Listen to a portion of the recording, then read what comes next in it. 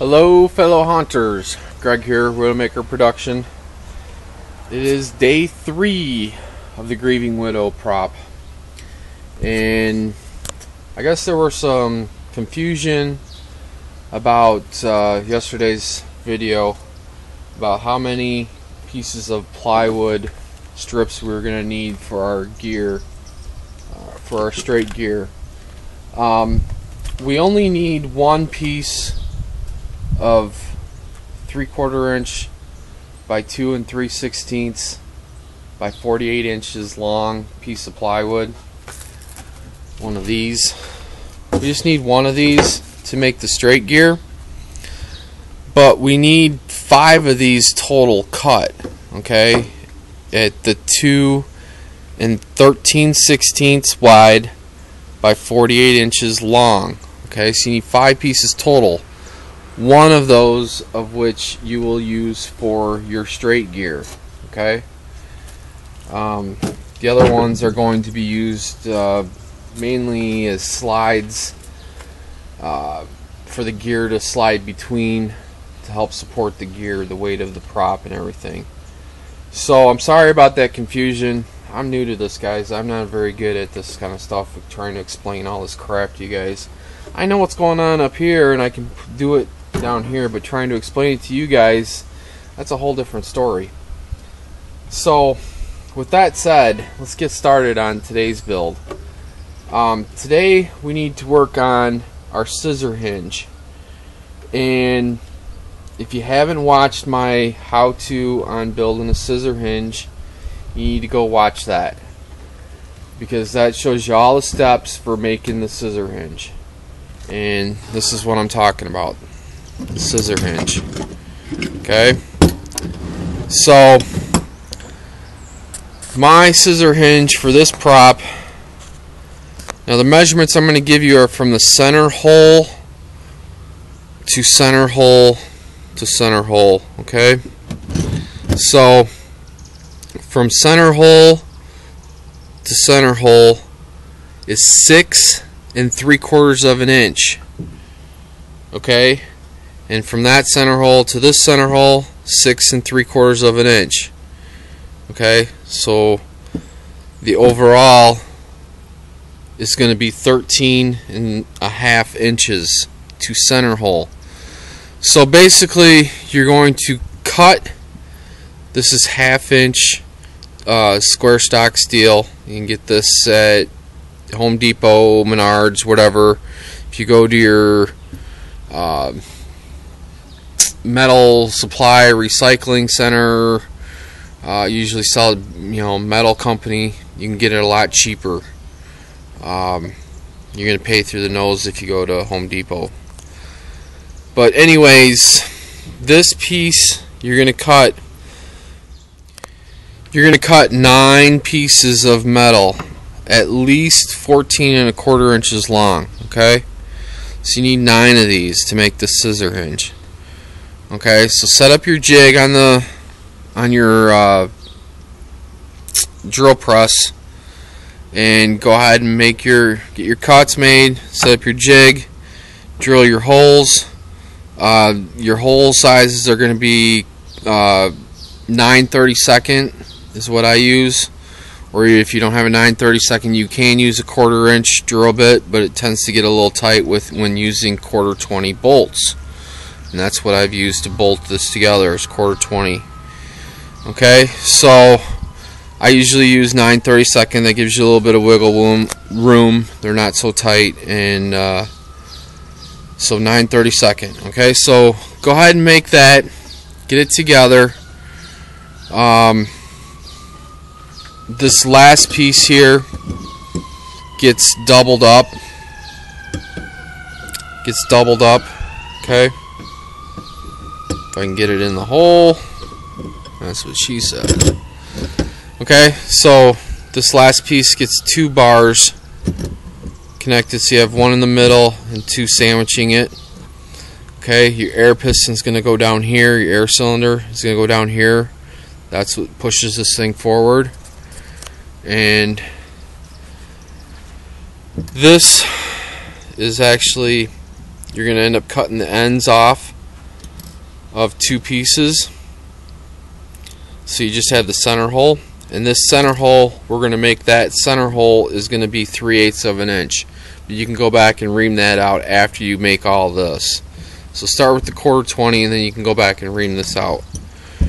Okay, so get that done, and we'll move on to the next. Okay guys, now that we're done with the scissor hinge part of it, we're moving on back to that gear, that lineal gear.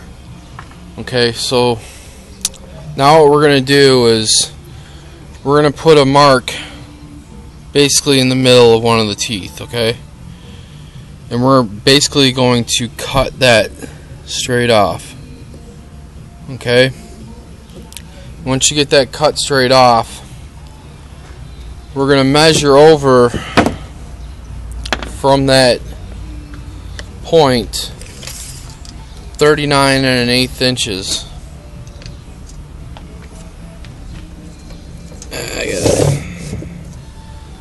Okay.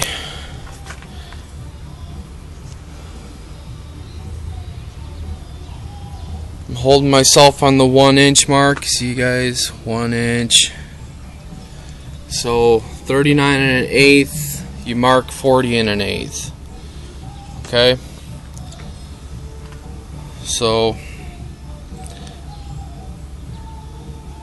that's the measurement that gear has to be. It can be longer, just don't really want to make it any shorter than that, but any longer than that, it could be in the way of our other things that we have going on in there. So there's our mark. You can't really see it, but we're going to cut this straight off. Okay? And then we'll go ahead and mount it into there. Okay guys, now in your groove, just stick your gear up there roughly, make a mark on the end down here on the wood, and then squirt some Gorilla Glue or any type of wood glue for that matter up inside of there.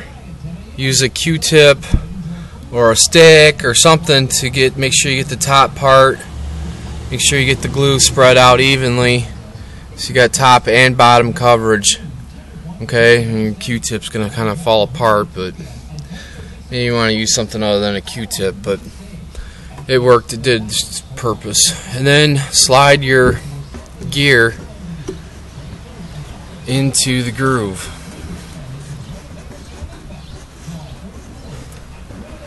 Okay, get yourself a hammer. Make sure you tap it all the way up into that other groove, and then tap it all the way down, making sure that you're all the way in. Okay, then once you get that done, very crucial that you measure from this over to this side. I got like 17 inches to this lip, to the inside of this lip.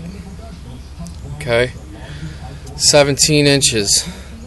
So make sure you've got 17 inches all the way down. Oops, where's my tape? Okay.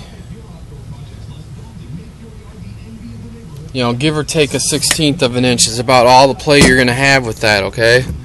Because if one end is sticking out further than this end, the gear will actually bind up when it gets down to here, so it's got to be nice and straight, okay? So go ahead and do that, and we'll move on to the next step. Okay, with I got a center line on my gear, okay? And with your center line, I use that to show me which way's forward, which way's pointing forward. Okay, so the gear should be about 1 inch from the end. Okay, and it should be straight, parallel with everything else here. And so if I rotate it back 180 degrees, it's going to end up right there. Okay, so hopefully yours works out the same way. If not, you've done something wrong and you need to go back and review. But basically that's what you should have. Okay, so let's work on getting this gear mounted now.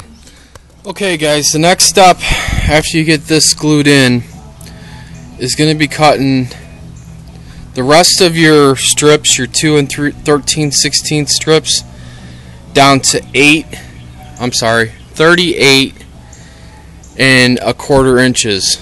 Okay, and you're going to take 2 of them. You're going to mount one to the bottom of this cog here, and you're just going to push it up against this wall here and put screws up through the bottom of it. Just make sure you don't come through like here. Make sure you get through here. Use 1 1/4 screws. You know, put 10 of them in there all the way down. Okay, so you got that side in and fastened now, and then you can do this side here. We have a groove, okay, cut all the way, so we can go ahead and put our 2 and 13/16 by 38 1/4 inches long piece in here. Okay, tap that in, glue that in, and then the other 2 pieces you're going to set to the side. Okay, the other 2 pieces that you cut at 38 1/4 inches, just set those to the side. I'm not going to use those for a while. Okay, this is what the gear rides on. Okay, so that's how it's going to be placed in there, and it's going to ride on these plywood sleeves, we'll call it. Okay, and that's what keeps the prop from, you know, tipping one way or the other. Last year I only had them on this one side, and it would lean a little bit, and it didn't roll as smoothly as I thought it could. So that's the reason why we're putting this a shelf or sleeve or whatever you want to call it here on this side, and it will be sandwiched. You know, our other piece, you can test this out now, will fit into that top groove that we left. Okay, it fits on top of there like that. Now when that's in place, this should be loose. Okay, it shouldn't be tight. That's why we went the distances that we did when we cut these, to allow a little bit of space there for it to slide in. Okay, so go ahead and do that, and then we're going to start working on the slide mechanism. Okay, the slide mechanism is what's going to hold the shaft for the gear. Okay, and it also goes through the scissor hinge. Okay, the scissor pushes out, in turn it pushes forward, in turn it pushes this and turns this, and that's what makes the prop move. Okay,